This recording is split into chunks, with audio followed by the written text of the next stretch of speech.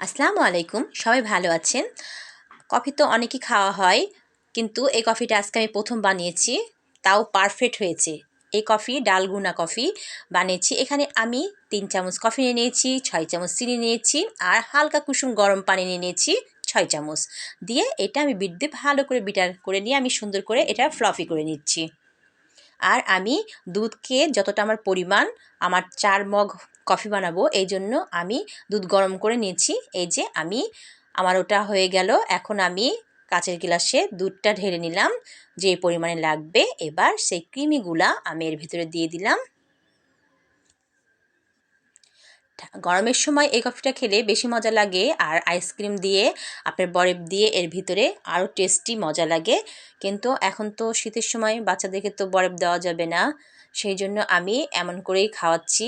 বাচ্চা বলছিল ঠান্ডা দেওয়ার জন্য, আমি করে দিইনি, যে ঠান্ডার সময় ঠান্ডা লেগে যাবে।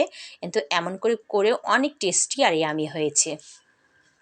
যারা আমার চ্যানেলকে ফলো করেননি এখনও, ঝটপট আমার চ্যানেলকে ফলো করে দিবেন। লাইক শেয়ার কমেন্ট করতে ভুলবেন না। যারা আমার চ্যানেলটাকে দেখেন, লাইক শেয়ার করেন, তাদেরকে অনেক অনেক ধন্যবাদ।